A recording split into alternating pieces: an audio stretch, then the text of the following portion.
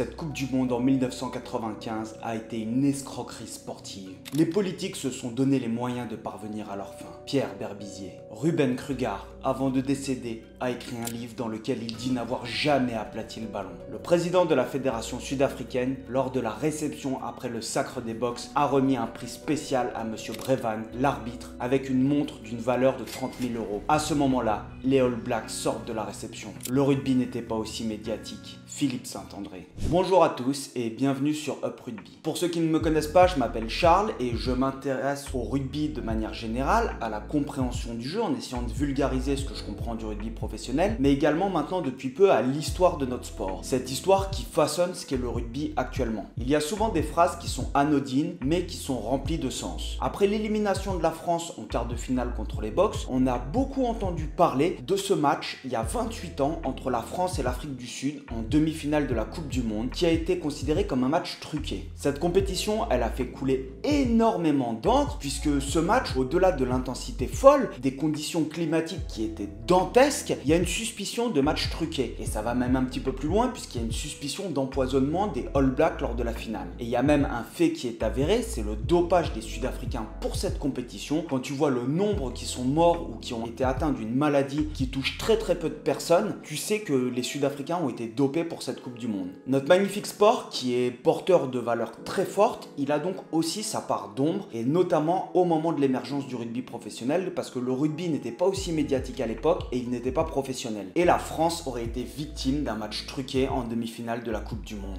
J'ai décidé de me plonger dans l'histoire et de remonter le temps pour vous faire découvrir, et je l'ai découvert en même temps, ce magnifique ou pas scandale. Mais qui était derrière tout ça? La fédération sud-africaine? Les parieurs sportifs? Je vais vous présenter le match et vous allez vous faire votre propre opinion sur la véracité de ce qui a été dit et sur le fait que ce match était truqué ou non. Je vous embarque avec moi dans cette histoire du passé, mais avant, si vous n'êtes pas abonné, c'est le moment de le faire, de cliquer sur la petite cloche, de lâcher votre meilleur pouce bleu et on est parti. Bon, on va pas se leurrer quand même, quand on est fan de rugby, on sait que l'hémisphère sud, c'est un gros fournisseur de matchs, et notamment avec le Rugby Championship et les petits Nouvelle-Zélande, Afrique du Sud. Or, c'est très difficile d'accéder à tous ces championnats sans dépenser une fortune dans divers abonnements. J'ai trouvé la solution, NordVPN. Grâce à NordVPN, tu te connectes facilement à des serveurs étrangers pour profiter de contenus diffusés gratuitement sur des chaînes nationales et ainsi profiter de nombreuses ligues en plus du top 14. Et NordVPN fonctionne bien sûr aussi dans le sens inverse. Qui n'a jamais eu le message indisponible dans votre pays quand il essaye de regarder un match depuis l'étranger avec un abonnement français? L'interface est très simple d'utilisation et tu peux le faire fonctionner sur 10 appareils simultanés. Il te suffira de te connecter sur un serveur français et le tour est joué pour profiter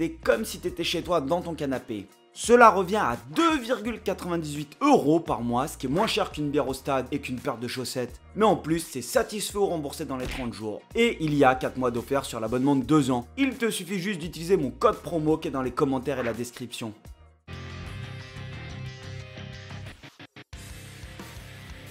Pour comprendre ce scandale, il faut remonter à un an avant la Coupe du Monde. On est en 1994 et la Coupe du Monde va avoir lieu en terre Springboks. Nelson Mandela vient d'être élu président de l'Afrique du Sud. C'est les premières élections démocratiques en Afrique du Sud où toutes les communautés sont invitées à voter. C'est la fin de décennies de domination politique par des minorités blanches et surtout de cette politique de l'apartheid. Nelson Mandela vient d'être élu président de l'Afrique du Sud, c'est un président noir. Si vous avez vu le film Invictus, vous devez situer un petit peu mieux le contexte, où le rugby n'est pas du tout, mais alors pas du tout populaire à cette époque.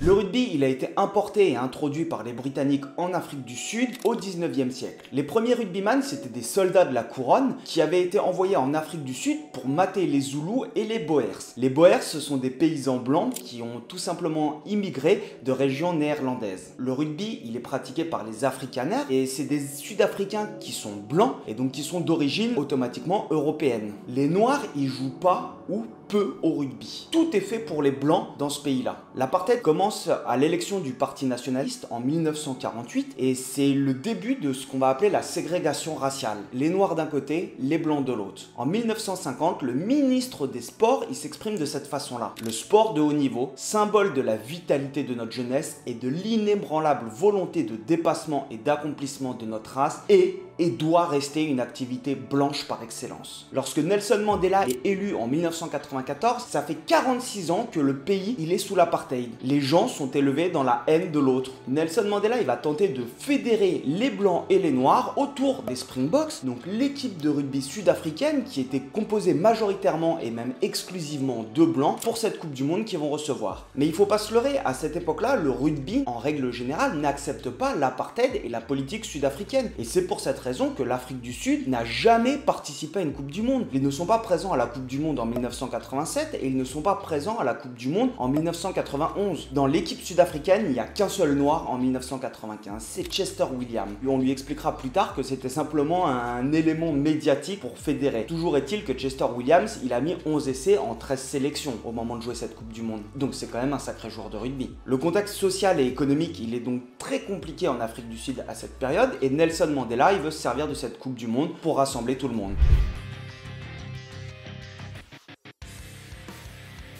Côté français, le sélectionneur c'est Pierre Berbizier. Il a une équipe où il peut aller au bout. Il a plein de joueurs de qualité avec les Benazi, les Merle, les Cessillon, les Ntamak, les légendaires Lacroix et même Fabien Galtier à la mêlée.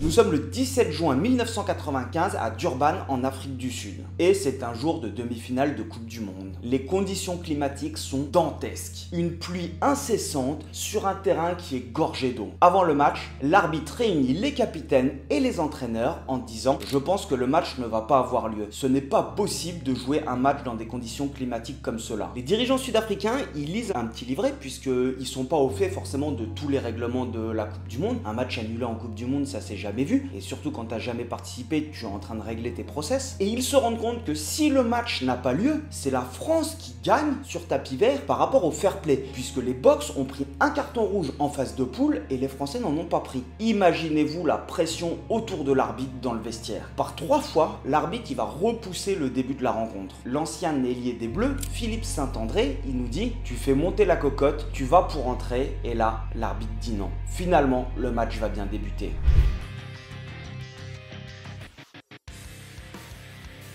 Les conditions sont très difficiles, mais en revoyant les images, j'ai juste l'impression d'avoir un terrain de série le week-end en province. Les Springboks, ils vont ouvrir le score avec une première pénalité de Stransky, leur ouvreur. Leur numéro 9, leur demi de mêlée, Van der Westhuizen, qui est l'un des leaders de cette équipe, emmené par son capitaine François Pinard, a un très bon jeu au pied. C'est un très bon animateur. Malgré les conditions, les Français ils vont tenter de jouer. Ça fait partie de l'ADN de cette équipe française et de la mentalité, du fameux French flair. Nous tentons de remonter les ballons à la main, mais c'est très difficile avec la pluie. Les Boks, de leur côté, ils ne se posent pas de questions, ils sont toujours aussi pragmatiques. Ils nous renvoient chez nous au pied. La pression, elle est côté bleu. L'avant-match, le public hostile, et on a cette indiscipline qui est omniprésente. Et le premier à se faire prendre par la patrouille, c'est Abdelatif Benazi qui va rentrer sur le côté dans un ruck. Il n'y a rien à dire. Et les Boks, ils se retrouvent avec une nouvelle pénalité qui sera ratée par Stransky. Les Français qui tentent de jouer, ils doivent se rendre à l'évidence. Ce n'est pas possible avec ces conditions. Alors ils s'adaptent. Plus de jeu au pied, quitte à mettre du jeu au pied, autant le mettre où ce sera difficile, plus difficile de relancer ou d'attraper les ballons. Et là, il y a une zone marécageuse sur le terrain et les Français, sur les renvois aux 22 mètres, ils la visent cette zone et ils tapent en plein dans le marécage. Mais à ce petit jeu, avec l'indiscipline dont on fait preuve, ça nous coûte cher. Il y a juste une chance, c'est que Stransky, leur buteur, n'est pas en réussite. Les clés pour faire un match abouti dans des conditions pareilles, parce que si tu n'as jamais joué de match sur un champ de patates avec l'arrosage automatique dont le tuyau a pété, tu ne sais pas spécialement comment il faut faire. Eh bien c'est très simple, il y a 3 choses. Une défense de fer, la discipline et l'occupation. Et pour le moment, côté bleu, on perd la guerre de l'occupation et la discipline. Les statistiques, elles mentent pas. Les Français, ils n'ont ni la possession, ni l'occupation du terrain. Mais qu'importe, un match ça se gagne pas avec les stats, les Boks ils nous l'ont monté en 2023 en quart de finale. Ils ont pas le ballon et ils gagnent. Alors si tu es choqué quand tu vois cette touche, sache que à l'époque, on voyait souvent des touches à 2. Le lift, il venait d'être autorisé en touche et c'était que les prémisse. Peu d'équipes le pratiquaient et ne mettre que 2 joueurs dans l'alignement, ça permettait d'avoir plus d'options de combinaison. Les Sudaf, ils changent du coup pour raccourcir cet alignement, que ça soit moins le bazar, et ils restent sur de l'occupation à taper au pied. Quand on regarde la vidéo, on se rend compte que les conditions elles empirent quand tu regardes surtout la longueur des jeux au pied sur les 22 mètres. Ils sont de moins en moins longs et c'est de plus en plus difficile de taper dans le ballon. Le match est parti et c'est une guerre de tranchées. Un gros combat. Et au bout de 20 minutes, la défense française elle tient le coup. On peut même dire qu'elle est efficace. Thierry Lacroix, le numéro 12 et buteur français, va infliger un magnifique plaquage cathédral suivi d'un contest. Et la France récupère le ballon. La France est dans le match. La défense, comme souvent, elle permet de prendre confiance. À la suite d'un contre en touche, les Bleus ils prennent le centre du terrain. Et là, on a des pattes chez les 3/4. Ils décident d'inverser le sens de jeu avec Saint-André qui donne le ballon à Ntamak qui prolonge au pied. La première possession française dans les 22 mètres sud-africaines, elle va intervenir sur cette mêlée. La mêlée, ça a toujours été un point fort du côté de la France. On a Marc Sessillon qui démarre au tour, côté opposé à l'introduction évidemment. Mais il n'a pas anticipé une chose, le marécage qui est présent à droite. Attaquer dans la boue, c'est compliqué. Et pourtant, les Français, ils tentent de jouer. Et dans des conditions comme cela, ils font des fautes de main, c'est logique. Ils récupèrent même une mêlée, mais ils perdent la guerre de l'occupation. Le demi de mêlée sud-africain, Van der Westhuizen, est excellent au pied. Les touches, c'est ce que je vous disais, même si elles étaient travaillées, elles restent un secteur beaucoup moins fiable qu'aujourd'hui. Et sur une touche perdue, les Sud-Africains, ils vont proposer un jeu très direct, comme à leur habitude, un jeu extrêmement rugueux, du jeu à une passe en pick and go. Ça fait partie de leur culture, mais dans des conditions climatiques qui sont extrêmes, j'ai envie de dire que c'est du pain béni pour eux. Ils vont faire craquer la défense française et ils inscrivent le premier essai. Sur le coup de renvoi qui va suivre, les Sud-Africains, ils vont faire monter légèrement la pression. On a leur neuf, toujours le même, Van der Westhuizen, qui se fait la malle. Et là, Christian Califano tente de le faire disjoncter ou de lui permettre d'aller se reposer en effectuant un mauvais geste. Il lui plonge dessus, à moitié en lui mettant un bourre-pif et à moitié pour le sécher. La pénalité sera pour les Sud-Africains, mais on ne se laisse pas marcher dessus. C'est annoncé, c'est dit, on est présent dans le combat. Heureusement, elle ne sera pas convertie par les box. Au bout d'un moment, les Français ils décident de répondre au jeu au pied d'occupation. Les box partent du jeu au pied et les artilleurs bleus ils se mettent en ordre de marche parce qu'on en a des artilleurs au pied. William Chester, le seul noir de l'équipe sud-africaine qui a marqué ce que je vous disais, 11 essais en 13 matchs, il sauve une touche de façon magnifique. Mais dans la foulée, les Français vont récupérer la possession et ils en profitent suite à une faute pour ouvrir les compteurs avec le buteur Lacroix. La France tient bon et le score est serré. Grâce toujours à leur grosse pression défensive, ils scorent une nouvelle fois 3 points. Et là, on a la mi-temps qui arrive et sur le match, il y a 10-6. Rien n'est fait, rien n'est joué. En tentant de rester objectif et analytique, je n'ai pas trouvé que sur cette première mi-temps, l'arbitre était partial. Il n'a pas spécialement avantagé plus les Sud-Africains que les Français. Alors la question qu'on peut se poser, c'est est-ce qu'il y a eu une bascule à la mi-temps? Est-ce qu'il y a des choses qui ont été dites à la mi-temps? Et est-ce que la seconde mi-temps est réellement tournée vers les Sud-Africains pour les Sud-Africains? Je vais vous laisser vous faire votre avis et on en parle à la fin de la seconde mi-temps.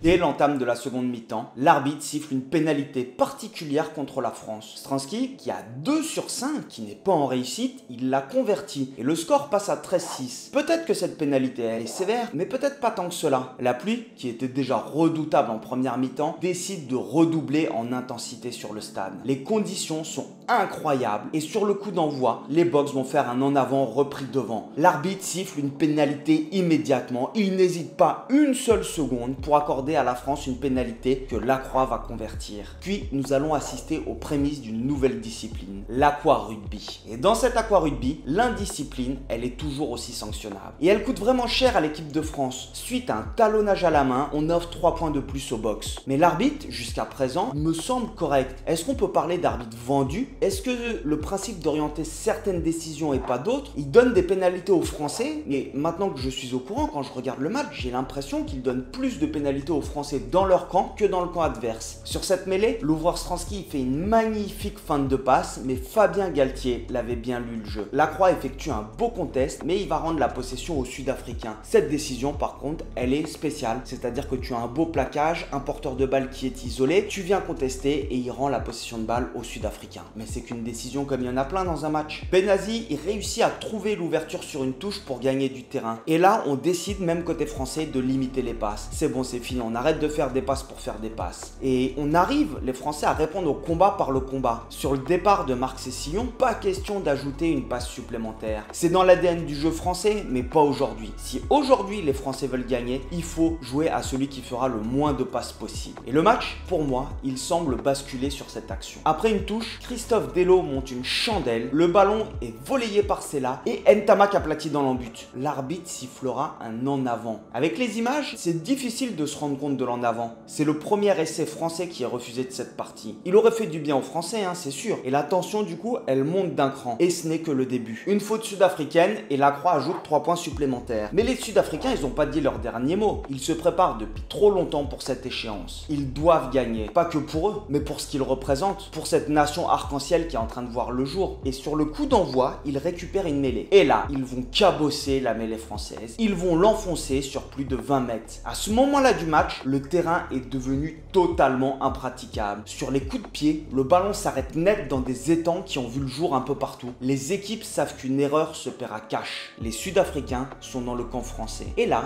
ils font un en avant. Tout le monde le voit. Ce n'est pas possible, avec des conditions pareilles, sur une passe dans les tibias, de la rattraper. Ou en tout cas très difficile. Mais quand on se baisse pour l'attraper, si le ballon part vers l'avant, on sait qu'il y a une faute de main. Bizarrement, l'arbitre, qui semble relativement bien placé, ne le voit pas. Enfin, ne le siffle pas. La fatigue et les conditions ont peut-être joué leur rôle dans la lucidité de l'arbitre à ce moment-là. Peut-être, mais peut-être pas. Et les Français contre-attaquent, mais les Sud-Africains perdent le ballon et les Français contre-attaquent avec le French flair dont ils ont le secret. C'est là, poussant en bout de ligne au pied et plaque Chester Williams. Les Français récupèrent une pénalité. Thierry Lacroix, qui réussit tout malgré la pluie depuis le début du match, qui est à 100%, manque la cible. Mais ce n'est pas fini. Porté par Benazi et Galtier, les Français tentent. Après, les Sud-Africains, dans une partie d'aqua-rugby, ils sont pas marrants. Ils sont emmenés par un gros pack et un 10 qui attaque la ligne pour gagner du terrain. C'est normal, on limite les passes. Les Français, qui viennent de récupérer le ballon, ont du mal à tenir leur nerfs. Ils se rendent coupables d'un mauvais geste. L'arbitre les sanctionne et les Box vont ajouter 3 points de plus à 9 minutes de la fin du match. À ce moment-là, on est à 19-12.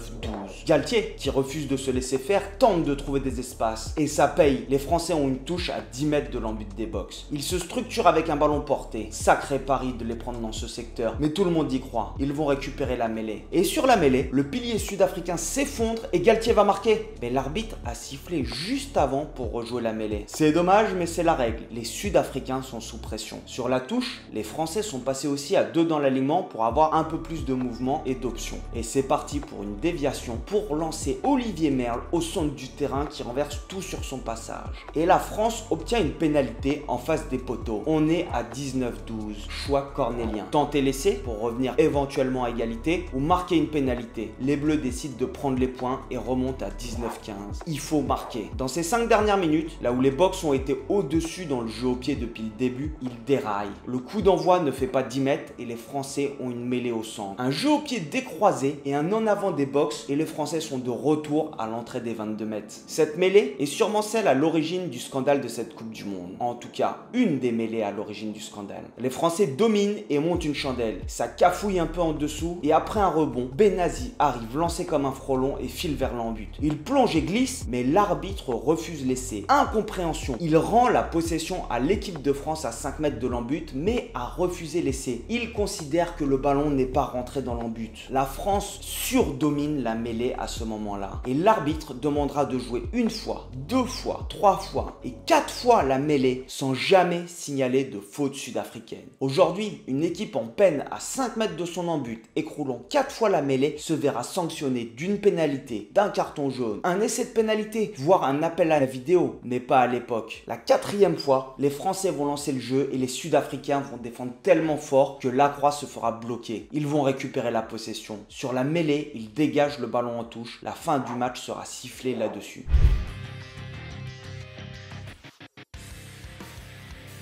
L'arbitre a-t-il été influencé? Personnellement, je n'en doute pas. La pression médiatique autour de cet événement en Afrique du Sud, due au contexte social et économique, et la fin de l'apartheid avec Nelson Mandela qui essaye de rassembler, évidemment que ça a joué. Parce que quand tu gagnes une Coupe du Monde, tout le monde est content, tout un pays est uni dans la joie. Gagner la Coupe du Monde, c'était pas réellement une option, et je pense que tous les moyens étaient bons pour y arriver. Après, attention, l'arbitre n'a pas tout sifflé contre les Français non plus. La preuve en est, il y a des moments dans le match où l'arbitre n'hésite pas une seconde à siffler des pénalités tentables pour les Français. Mais le souci vient de ces moments de latence où quand tu as des décisions importantes à prendre, mais on l'a déjà vu en finale de la Coupe du Monde entre la France et la Nouvelle-Zélande, quand l'arbitre ne siffle pas une pénalité pour la France qui nous ferait gagner la Coupe du Monde, ou en quart de finale contre les Box, quand le contest avec une main au sol n'est pas sanctionné, c'est des décisions qui font basculer les matchs. Mais quand il y a trop de décisions qui peuvent faire basculer le match et qui ne sont pas sifflées, là les questions se posent. Mais c'est pas uniquement ça. Il y a d'autres histoires dans cette Coupe du Monde. Les Néo-Zélandais, à 3 jours ou 2 jours de jouer la finale de la Coupe du Monde, ils sont tous pris d'une intoxication alimentaire. Ils ont été empoisonnés. Ils vont être méconnaissables pendant la finale de la Coupe du Monde qui sera remportée par l'Afrique du Sud. Ils vont jouer, il y a 80% de leur effectif qui est touché et qui joue à 50% de ses moyens. Et plus tard, le garde du corps de Nelson Mandela qui va déclarer: l'événement a eu lieu et malheureusement, il a eu lieu sous mes yeux et je l'ai gardé pour moi. Steyn, le garde du corps, ajoute qu'il ne pense pas que la fédération sud-africaine était impliquée dans cette tactique. Il suspecte plutôt les syndicats de Paris d'avoir été dans le coup.